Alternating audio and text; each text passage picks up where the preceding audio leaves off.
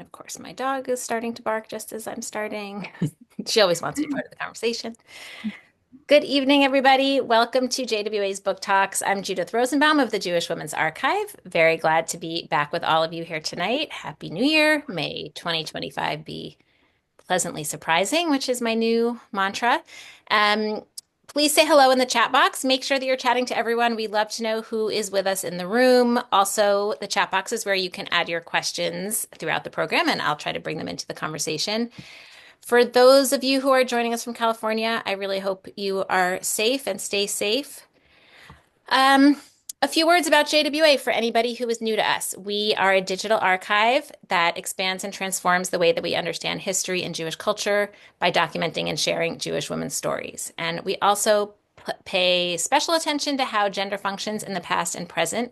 We do all of this work because we believe that uncovering a more diverse and nuanced story helps us create a better world. So thank you for being here and being our partners in that.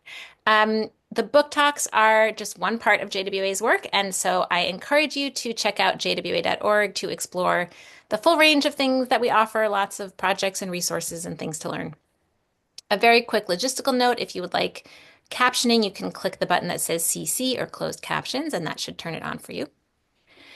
Okay, lovely to see people's names coming in the chat. I am really delighted to introduce our featured author for this evening. Anya Liftig is a writer, filmmaker, and performance artist. Her performance work has been exhibited at museums and galleries around the world, including the Tate Modern and MoMA. She has worked and performed with artists including Marina Abramovich. Is that how you pronounce her name? Abramovich. Abramovich. Okay, thank you. Yeah. Andrea Klein and Michael Freeman. Her published essays have been nominated for a Pushcart Prize and noted in Best American Nonfiction. And her book, Holler Rat, which we'll be talking about tonight, is her first book. Welcome, Anya. So glad to have you here with us. Yeah, it's wonderful to be here. So I think we're going to start with you giving us a little taste of your book. Okay, great. I want to just note that I am actually, I realize that it's nighttime on the East Coast and in the US. I'm actually in Japan, so that's why it's so bright outside here. So I just want to give you that heads up. I'm actually a day ahead of you, so Tell us about the but future. yeah, I'll tell you what the future holds here. But this is the chapter. This is from chapter 1 of my book. My grandfather Ed was killed one frigid March afternoon in 1964. He was helping fix a septic tank when his bulldozer flipped over and sliced him in two. His severed body tumbled into the ditch he had been digging. I imagine that the funeral home told my mother, who handled the arrangements because Memoir was too grief-stricken, to only bring a suit jacket. He wouldn't need any pants. Ed's home, which he built by hand with his father, was something between a shack and a rough-hewn mountaineer cabin. It was the family home place and the heart of life in the holler. Its 3 small rooms were filled with cots for the 8 people who lived between its unevenly plastered walls. Every inch of space was given over to communal sleep.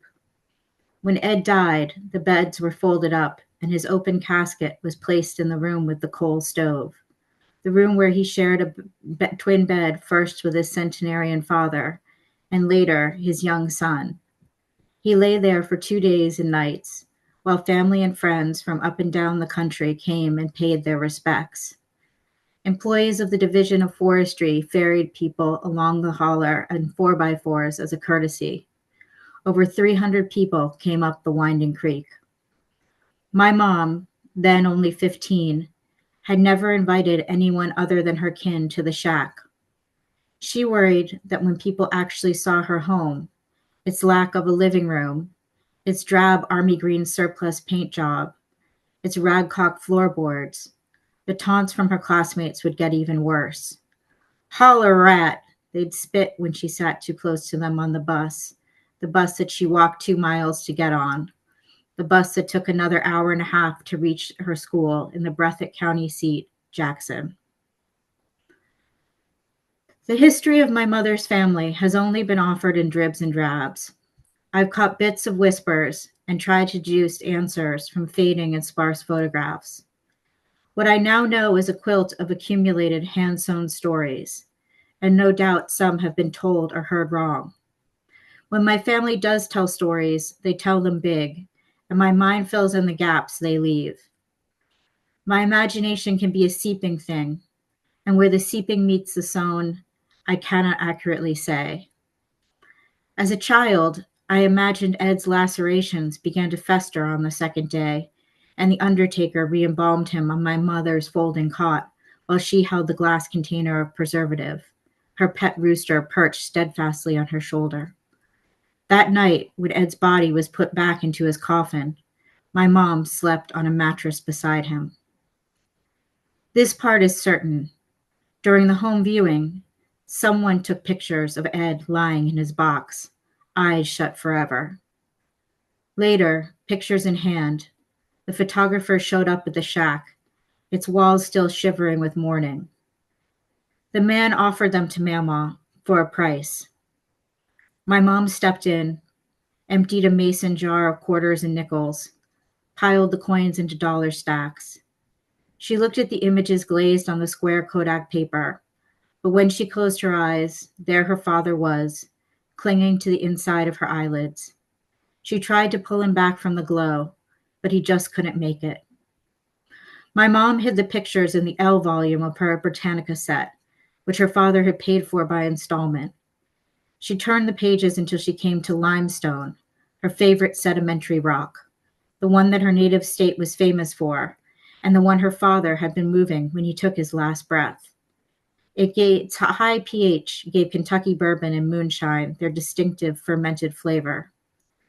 There, between the translucent pages, she let her father rest in the crease of the binding, her loss rubbed up against the accumulated knowledge of the Western world, her pain cradled by the accomplishments of mankind. She had savored every volume of the encyclopedia as it arrived in sturdy special delivery boxes. She held the onion skin pages up to her nose and inhaled. She knew that smell. It was a smell of far away. I'll stop there. Thank you so much, Anya. Thanks for giving us the opening is such a great sense of the importance of place in your book. And also you get the piece in there about photography also, which is one of the mediums that you work in. So I guess I'll start by asking about, as somebody who works in so many different forms of photography and performance art and other things, how did you turn to writing and to writing this memoir? Yeah, well, I've always been somebody who has had a background in writing. My day job involves, I work as a college consultant and I help students on their college essays. So I've always had some connection to writing. I was also an English major in college, but I really never felt that it was kind of my art form, so to speak. In fact, most of my performance work was deliberately silent because I always felt that words were so specific and were so hard to manage. And when it came to what I wanted to say in terms of artwork. And I actually came to it sort of out of necessity. I came to writing this book out of necessity, out of artistic necessity, which was simply that I found myself in a place in my life where I had lost a lot. I had lost a child. I had gotten divorced. I had lost my home. And I had lost my artistic community in the process. I left New York City and I found myself in this, sort of very straitened circumstances financially and did not have I had the ability, but I did not have the kind of community in which to make some of the performance art that I'd been making. And I looked around and I said, well, what do I have? And I thought, I have my computer. And I guess I have words. I have words, and that was how I really started writing. It was not a straight shot, though. It was something where I started sort of almost, I wouldn't say journaling, but sort of trying to describe what my circumstances were to myself. And I thought that maybe I could Eventually if I could use words to explain to myself how I had gotten in the situation that I was in, that I could kind of climb out of the hole. And so that was really how I got to writing, was sort of out of necessity, to try to figure out how my life had come to this point. And really that was sort of what the book for me personally was about. In starting it, was to try to figure out where things had gone wrong, and where in my life did it go wrong. And I eventually I actually wrote this book backwards. So I wrote the very end of it first. Those were some of the first things I wrote. And what I just read were some of the last things that I wrote. Because it was eventually when I got to the point where I was like, well, where does my story really start? And it really starts with my grandfather's very violent death. Mm. Well, I'm so glad that you were able to write something so beautiful out of your own personal journey of trying to figure out where you were. And I think one of the things that comes through in your story is this attempt to try to make sense of your past and where you came from and the very disparate parts of your background, and the kind of uh, conflicts that you felt, from within your family and the different places that you came from and the different places that you were raised. And obviously the piece you read kind of locates you in Kentucky, where your mother's family was from. But you grew up in Connecticut, in a very different kind of world. Do you want to talk a little bit about some of the family, different family strands you were pulling together? Yeah, so my mom is from East Kentucky, from Appalachia, and my father grew up outside of Hartford, Connecticut, in Avon, Connecticut, in a upper middle class Jewish family. And the two of them are really, I mean, I think the first question that most people ask is, how on earth did they meet? And they met in the Peace Corps, actually. My mom, after her father's death, my mom really was determined that she wanted to leave the mountains, and she wanted to get out and be really one of the first in her family to leave. And she was trying to figure out how to get as far away as possible, and that was really, and how to do it on somebody else's dime, and that was really the Peace Corps. And she was able to use some of the benefits that my grandfather had from being in the Army to get into college. And my grandfather was a dentist in West Hartford, Connecticut, and one of his patients was Abe Ribicoff, the senator from Connecticut, and he was doing his root canal. And my dad was a sort of a member of SDS and a hippie, and really did not want to go to Vietnam. And Abe Ribicoff helped my dad secure a spot in the Peace Corps. So my dad was really dodging the draft, and the two of them, with very different mindsets and completely different backgrounds, met in the Peace Corps. And so I grew up in Westport, Connecticut, which was, which is a very fancy town. Was a fancy town then when I grew up there. But my parents are both public school teachers. They both really took the lessons of the Peace Corps to heart. So, lots of different class confusion, religious confusion, but also a lot of synergy happening. And, my parents, my father always used to say, when we would go to Kentucky for the summer, he would say, this is your summer camp. This is your summer camp, because I didn't get sent to summer camp. I got sent to East Kentucky, which was an experience enough. So, but everybody was, I would say, there were certainly some tensions between the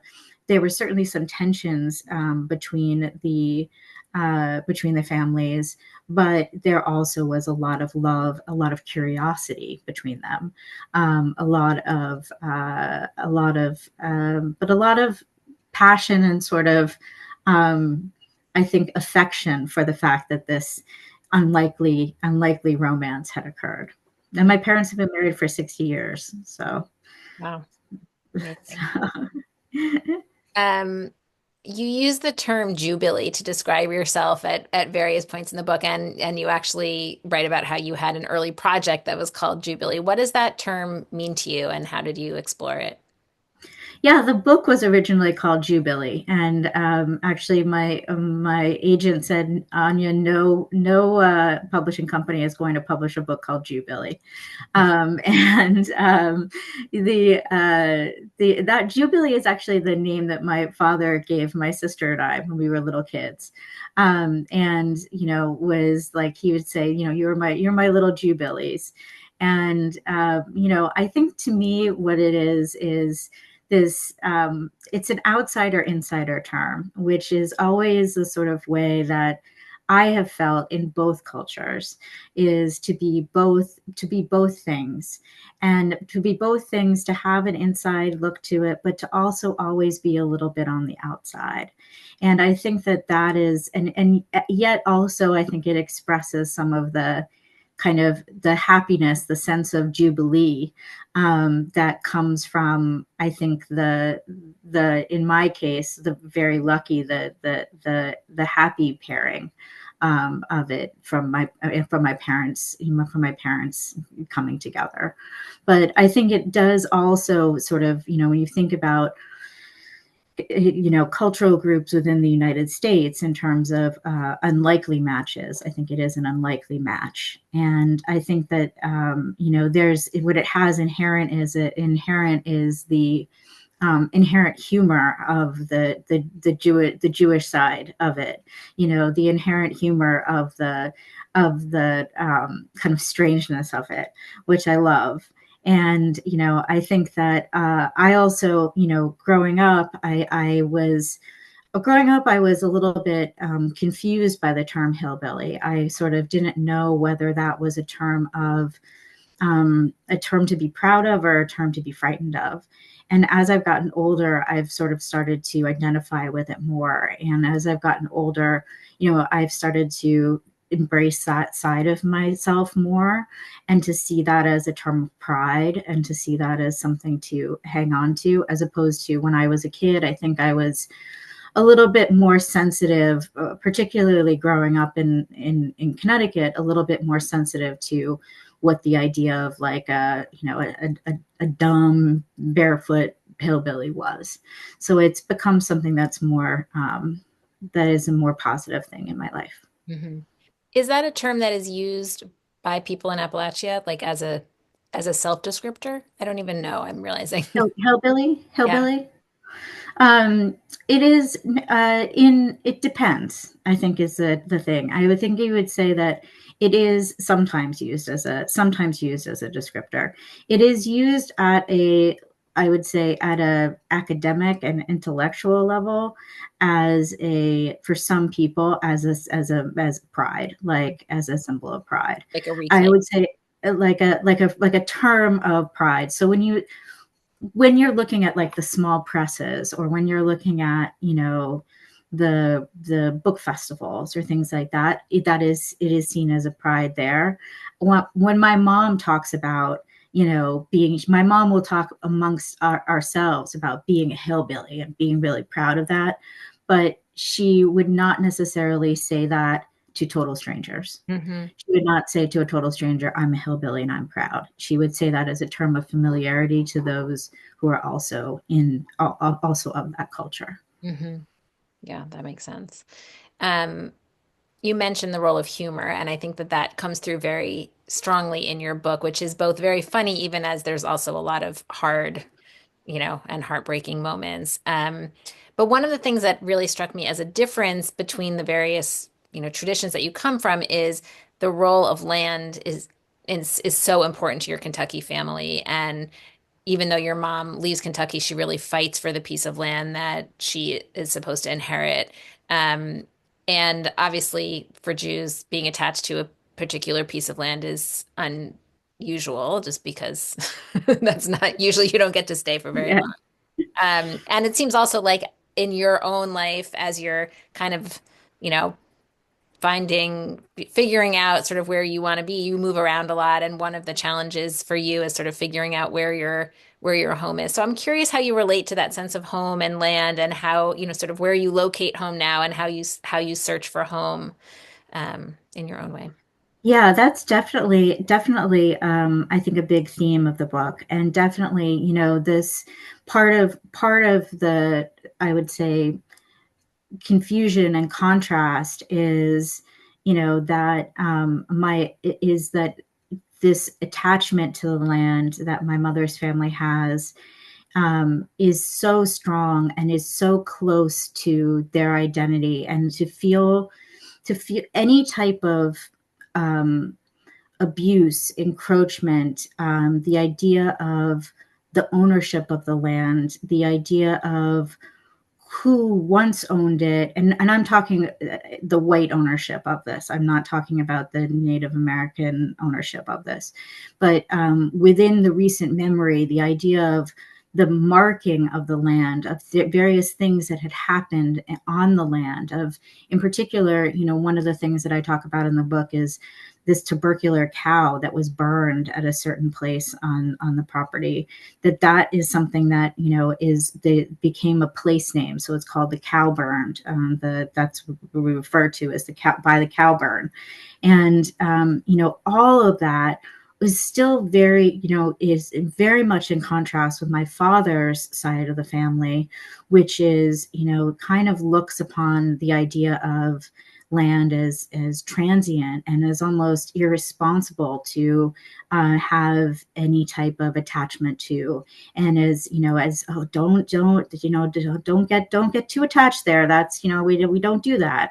That's not. And so there's a confusion there, I think. And for me, as my mother has fought for the land and has fought, there's been a land for a very almost stereotypical land feud in my family for a number of years, and it has been a intellectual leap for me to really understand her her passion and her feelings for the land.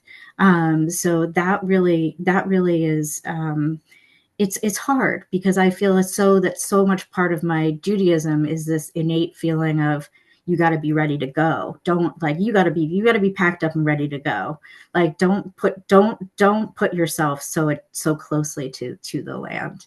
And I think that has also, that feeling of temporariness has also radiated into my artistic life, but certainly also into my personal life.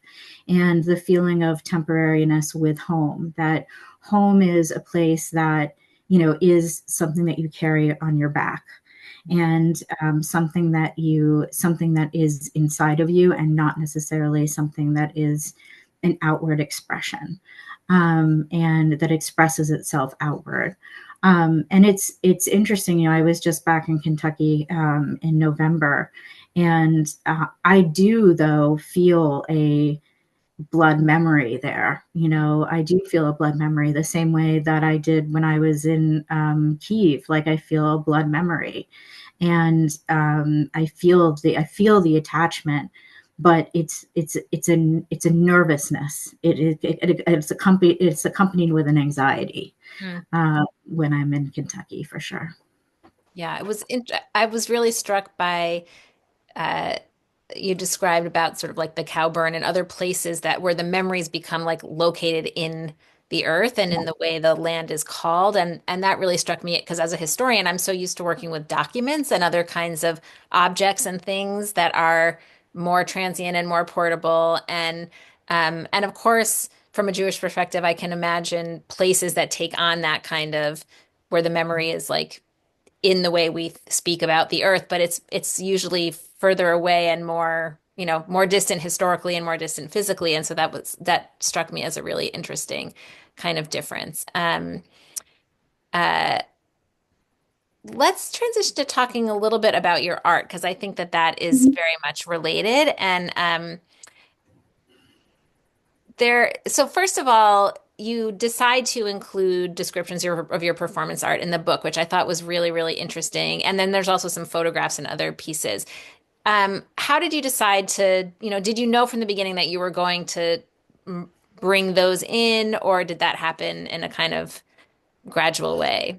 No, I actually, as I said at the beginning, where I was, sort of writing myself out of this hole, I was very determined that I was not going to include or talk about artwork at all, actually. I really wanted it to be about this, sort of where I was from, and to try to work out, you know, where did it all go wrong? And I really felt that it needed to be something that was different, and separate from my artwork.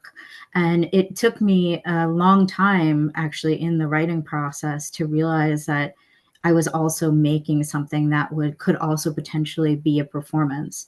And it really took actually the urging of my editor to say, this is not something separate from your performance, and you need to find a way to integrate it, and to think more metaphorically as to how I could be integrating the performance into memoir and at those various points in my life. So it was not, I was in fact, dead set against doing it. I really wanted to say, no, this is a piece of writing, and it's a piece of writing. And what I do, where I, smear myself with cream cheese, that's something very different. So I was very dead set against it. But I did come to see that the potential for the space of a book, particularly the space of memoir, to be a performative one, in that it is also an ephemeral space, and that it is also a space where, to be able to reach a very different audience, and to be able to reach an audience where the exciting thing about the book is that I never know where the reader is going to stop, and what they're stop reading the book and go and have their own experiences in the world and come back and pick it up again. I hope they pick it up again, but pick it up again, and how what they're reading then will resonate differently. And so it was a challenge for me. It was a real challenge for me to integrate it. Mm-hmm. So much of your performance art is about the body, and you also write about your kind of early childhood trauma related to a Mhm. botched hernia surgery. And some of the questions in the chat actually are about some of the elements of your artwork, Mhm. about, how you decided to, got the idea of coating your feet in glue and making that later into an art installation. But can you talk a little bit about the relationship between body and art for you?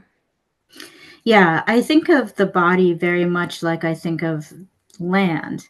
I think of it as a place, as a site of memory, as a site of, I think of the early traumas that I had, where, have scars in my body, and where I have had, a lot of,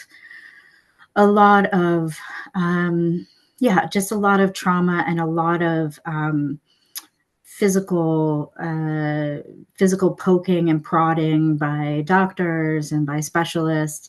I think that kind of resulted in sort of this sort of feeling of a history of my body at a very young age, and particularly followed by dance training in these, in Balanchine training and in Martha Graham training, which I would say more Graham than Balanchine, but are very grounded in story, and in narrative from Graham, and a lack of narrative in Balanchine, but still in a lot of imagery. I think that gave me a sense that my body was this kind of something that could talk, and could, and was a space that had a territory that was vital, and um, was one, yeah, that could talk. And I think that, the feeling that the body is exposed and vulnerable, particularly a woman's body.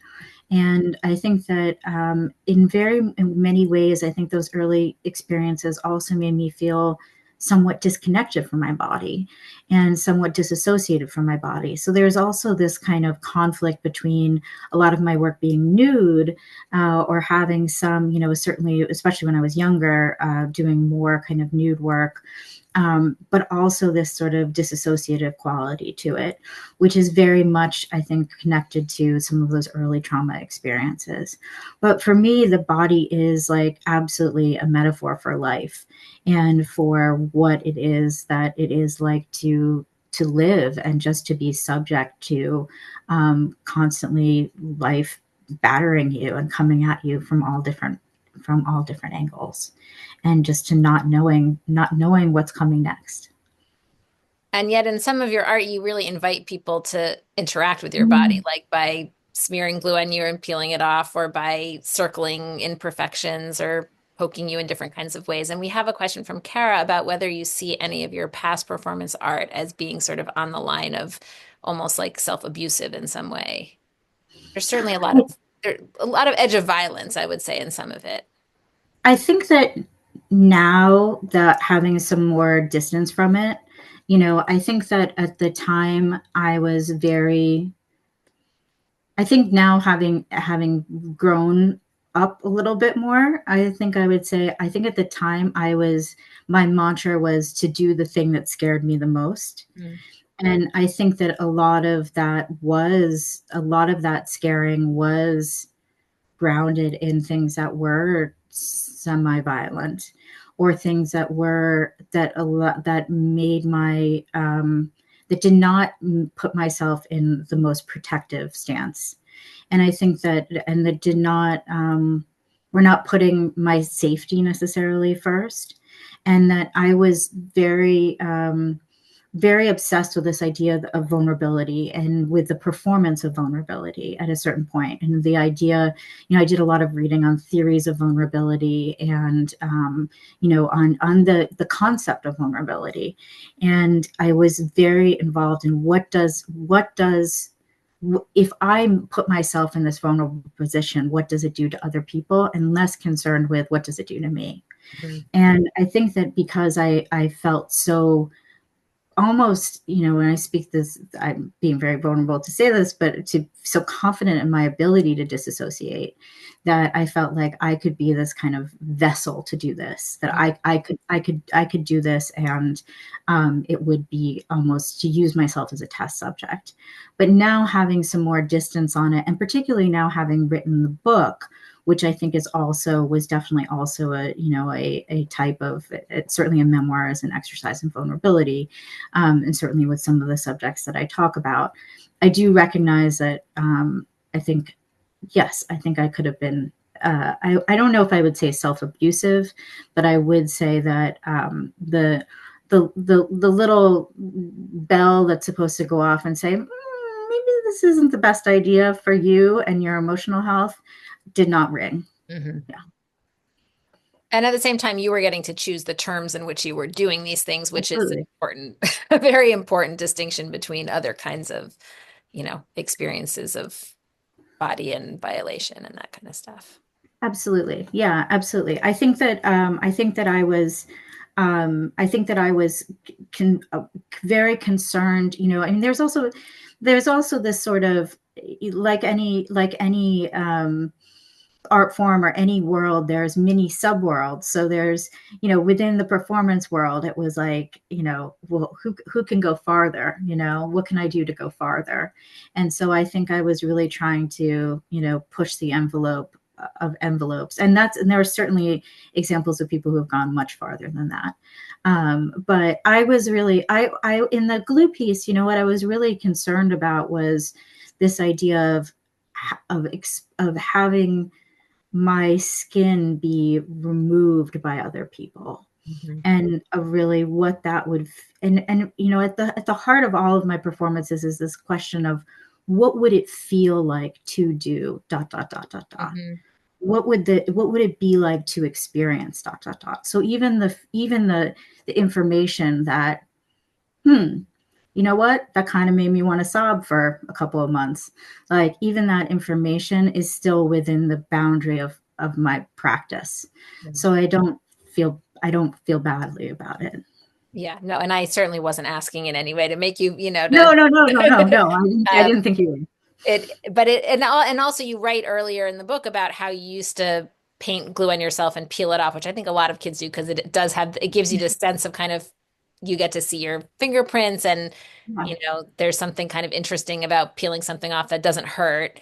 Um, and it's interesting to then invite someone else into a practice that you found soothing and see how that changes the dynamic, right? Yes, and it was also, I think, one of the things with that piece, and one of the reasons why I put it so, frontal in the book, was that it was very interesting to perform it in different places. So to do it in Colombia, there were little kids doing it, there were families doing it.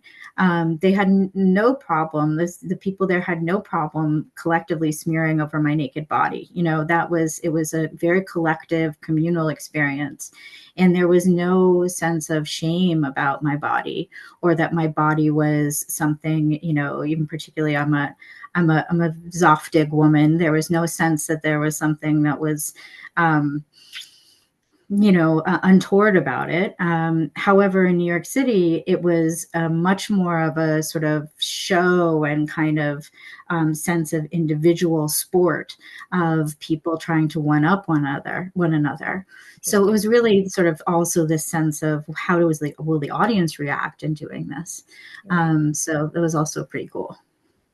And you mentioned earlier that like when we were talking about writing that like you never really used words in your performance. That was sort of the one thing you held back was words. And it's just so interesting to think about like what are the things that are harder to share and what are the things that are sometimes easier to share and when that's unexpected. Like one would think that words would be less vulnerable than nakedness, but like not always, right? It depends on the terms in Not which you're always. kind of structuring yourself and structuring the experience for yourself. So I thought that Yeah. was a really interesting piece. And then I, to I I think also when you grow up, standing in front of a mirror dancing, I mean, because I dance as a form of physical therapy, for my medical injury.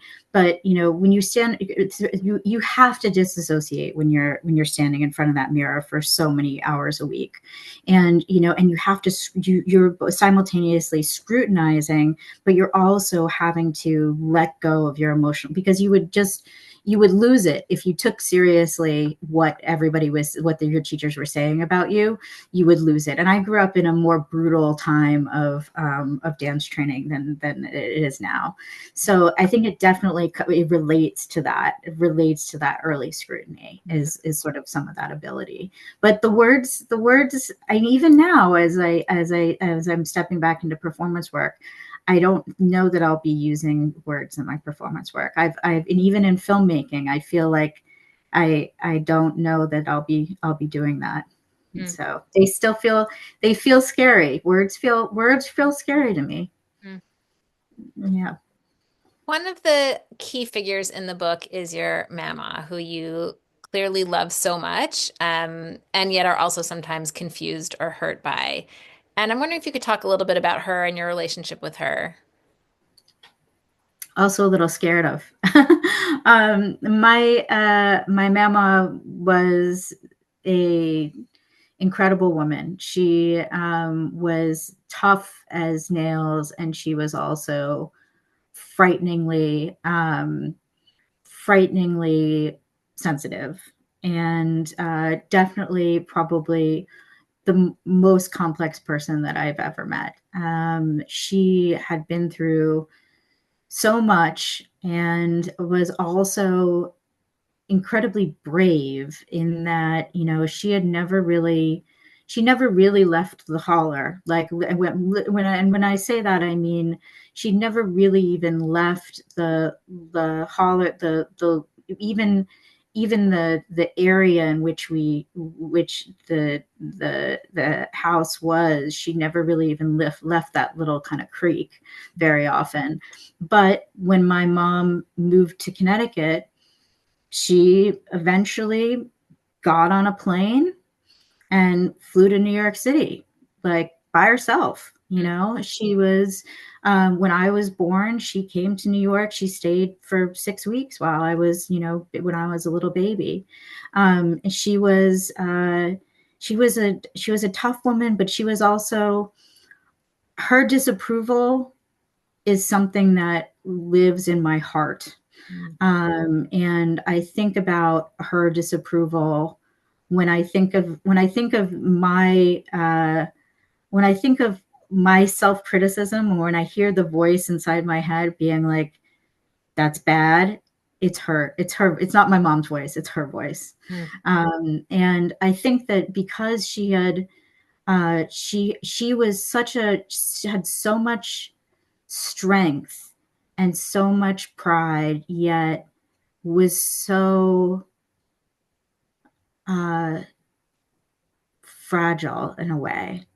And there was always a sense of, I mean, tension doesn't begin to describe it, but always a sense of a fear of who's going to tip the equilibrium in the house when I was there. Who's going to tip the equilibrium? Now, my grandmother, my Jewish grandmother, was an artist, and she was the happiest clam that there was. So it was a totally different relationship, you know. And I think that from Mama, you know, the fact that my mom had moved away, and the fact that you know, my sister and I would come down there, you know, for a little bit every summer, was very painful for her. And I think that, you know, seeing us there, we were reminders. She both loved us, but we were also paying for her. Mm-hmm. And it was only later on felt very lucky that I got to know her somewhat as an adult. When I moved to the South, and I got to spend time with her there, you know, some significant time with her as an adult, that I started to really see her in a different way. You write about doing a photography project about her and how Mhm. you were worried about how, without meaning to, you might have sort of exploited her. And I'm curious how, when you were writing this book, you navigated those issues and approached writing about her so that you didn't kind of engage in that, you know, or how you tried not to, I don't even know what the right words are, kind of fall into that potential issue. Yeah, I mean, there's that issue. There's also, you know, I mean, just as sort of you know, a phantom in the background is J.D. Vance's Hillbilly Elegy, where he talks about his mama, and you know, certainly if you've seen that Glenn Close depiction in the film, you know, there's this idea of like, you know, the strong but tough, you know, hillbilly woman who's been through everything, and I really felt that I didn't want her to become this caricature. And I know it was very hard to write about her. It took me a long time to get to the point where I could write about her, partly because of my mom, partly because we never talked about how about Mama, and what the fact that I always thought that Mama was very upset about my mom leaving. Mhm. There's a lot that went into this book, particularly about Mama, that I never shared with anybody at all before it came out, how I felt before I put it down in the book and people read it, you know, as you have read it. Mhm. So there was a lot of that was really hard to just kind of put down and admit, I think, to myself, and admit that it wasn't all roses and happiness with you know, the grandmother who bakes you cookies and, you know, gives you stuffed animals, because it wasn't that. Right. It was something but to also get to the point where I could say, but she is an incredible influence on me, because I think for a while I rejected that. I think for a while I thought, no, I don't want to be as hard as she is and as sensitive as she is, because I saw the pain that inflicted on my mom. But Mhm. I think now, you know, with age, I can see that I am very much like her in a lot of ways. And You your know, love for her definitely comes through. yeah, She's kind of like I loved she's her a like the great deal. spine of the book in some ways. Yes, she is. I mean, in many ways, the book is about her. Mhm. And what was your family's reaction when you did write this down and kind of share it in this way? It depends, you know. On the one side, you know, my Jewish family was like, "When are you going to write about us? You know, you didn't write as much about us as you did." Right. They were like, you know, and I was like, well, you know, you guys are you're kind of happy and nice, but it was interesting. I actually didn't let my parents read this at all before it was in galleys. Hmm. And mostly nice things have been said. Some people have chosen not to say anything because I don't think they have nice things to say. Hmm. So I think that, writing about family members is always tough. And I made a decision that I was going to do it, and I was going to do it while some people were still alive, and that I wasn't going to wait. And perhaps that's something that I will regret later, but it's something that I really felt compelled to do. Yeah, I think that's always the question for anyone who's going to write Mhm. about people who are real people. And, um, but it's your art, so you get to, and your life, so you get to make that decision I ultimately. tried to make it clear that it was my perception, and I tried to be as clear that I was scrutinizing myself as I was anybody else, Hmm. and to be as critical of myself as I was. Really, I tried to be doubly critical of myself as I was anybody else. Um, you had a lot of, this is changing the subject a little bit, but you had a lot of places in the book where you were sort of um, trying to get at like what is the purpose of art, like trying to articulate or talking about how you were exploring that at various points of your life. And there was one place where you wrote, and this really struck me. You wrote, I didn't realize then and struggle to now that making art about what it is like to live in my body and my brain was enough. Just sharing what it is to be human, really sharing the ugliest bits and all can be a radical act. What I didn't see then was that the personal could be political. And I really loved that because I felt like it showed just how um, art is just about the most basic thing of like trying to understand what it is to like be who you are and live in one's own body. And I love the connection to the personal as political and that sense of just like which is of course like a, kind of framework of feminism that like even just describing our own realities helps us understand the systems that we're part of and sheds light in that way. And I'm curious if that's still feels like the root piece of that informs your art, or if you feel like you are approaching art these days from with a different lens. No, I think that definitely is the nugget of it. It's the core of how I approach art, and it's something that I'm constantly trying to scratch in myself and to get to, because I can very easily get occupied with a theory, or trying to make this about this, or trying to make somebody feel this particular thing, or this.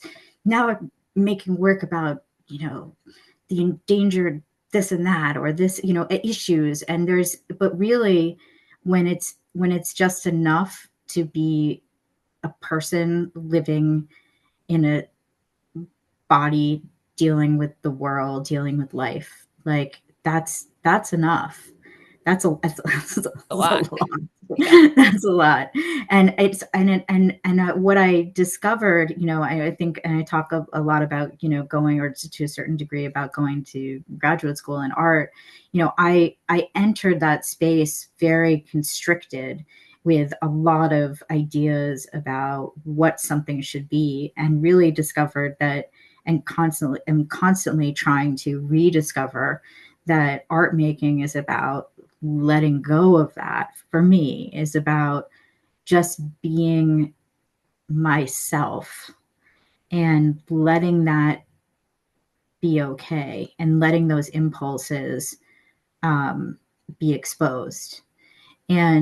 But the line, like we said at the beginning, about the self-abuse, or the, endangering, trying to find a line of, at what point does the art making need to take second hand to something that is more primal, about being individual in a space, in the world, as a human being.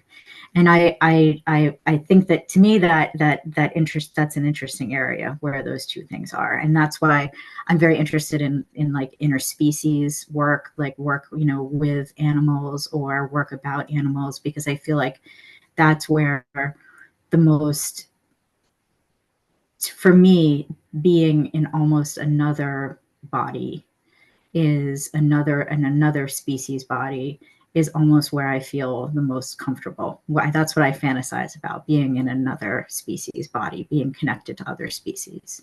Interesting. So I mean, I that's think why a lot of work deals with animals these days. um, I was thinking as you were speaking and as I was reflecting on sort of how you talk about the purpose of art, I was thinking about our work at JWA and trying to like boil down to its most essential piece, like why um, what I think work as a historian, why it can matter. And some of it really is about that sense of like, if you can help someone, you can tell a story that someone sees their own experience reflect in or feels Mm, that they are part of a larger story, just how incredibly powerful and affirming that is as a human to have that mm, experience. And I think mm. in my mind, at least, that relates to kind of what you're saying of just that sense of being able to kind of put yourself out there and say, like, this is what this means. And if someone else can connect to that, then that's the main thing, right? That's the main thing that I Yeah. think often we're looking for is that sense of like, oh, yes, that that resonates and that like that, that helps me understand my own experience or sense differently. Well, I think that's also the interesting thing about memoir as a form, and memoir as a genre, is this idea of connection. And I didn't write this memoir. A lot of people, when they say, "Why did you write this? Why do you write a memoir?" A lot of people, write a memoir because they want to help other people go through something, and they want to, provide solace or provide support just to other people who are going through it. And I'll very honestly say that I didn't do that. I didn't do that. I wanted to say, this is a story of a certain experience, and this is what it is to seek meaning through an artistic journey. And this is how I try to cope with being a person. And and to put that out there as an example of one way to deal with life. you know, And I think, your story is very specific, obviously, as every story is. extremely specific. And but Not everybody smears themselves with glue. Let's right, be and real. or comes from, a Jew, quote unquote Jubilee background. Yeah. But your story is also about just what it is to feel like you're split in various ways. And I think Right. everybody has experiences of that, of feeling like there are parts of them that are not easily reconciled, or where you feel like you described earlier, like feeling outside in many different settings. And I think that exploring that in your own very specific way does illuminate a lot of other kinds of more just general human experiences that many people can relate to in that way. I'd love to hear a little bit about what you're working on now, and we have a question about that too. What kinds of performance art you'll be doing next, or any other kinds of things that you're working on? Yeah, so I've been working on making these sort of short films, for which are performances for camera, and I'm actually making them. I'm in Japan now. I'm actually making them about traveling and making them in hotel rooms. Hmm. So I'm making a sort of travelogue of performance. Hotel performances, and that's what I'm doing actually at the moment, is traveling and doing a sort of road movie, where I do all the filming myself. I do everything myself, and there are these performance films, and I've made three of them now, and they're usually about 40 minutes to an hour, and there are no words, and they use original music, and that's the only thing that I don't do. I do all the editing, I do everything in it, but they're performance films, and they're sort of about about the interspecies relationship and about our relationship to environments. And particularly, I'm also trying to work on a second book. So, and hopefully this book will be actually about Connecticut. So, maybe my Jewish family will be happily surprised that they get a little bit more airtime. So, it's actually hopefully going to talk a bit more about my Jewish side of the family coming to the United States and their early years in Connecticut, and some of the time that they spent before they became doctors and dentists. They were junkyard salesmen. So some time talking about that. So that's sort of, right now it's a piece of autofiction. It's a kind of a quasi memoir. Doesn't really know what it wants to be yet. So I'm working on that as well. Very cool. Well, we look forward to seeing that. We'll have you back to talk about that book too. Oh, wonderful, wonderful. Well, it's been lovely talking to you. Yes, thank you so much, Anya, for being with us tonight and for sharing your story with us. Um, as always, there are related things to discover at JWA. We'll drop in the chat some links to some Jewish performance artists like Hannah Wilke, Meredith Monk, Eleanor Anton. You can learn about Jewish women in art more generally in our encyclopedia article about that. I also popped in there a little bit about Rabbi Tanya Siegel, who is the first full-time female rabbi in Poland and also created a midrash lab that uses performance to reinterpret Jewish texts, because I thought that was sort of interesting and maybe relevant too. We always love to send people on further explorations on our site. I hope folks will join us next week, same time, same place, for a conversation with Myra Kalman about her new book, Still Life with Remorse. And until next time, wishing everybody a good week. Take care. Stay safe, everybody. Anya, enjoy your travels. And thank you so much for being with us. Thank you. Good night, everybody.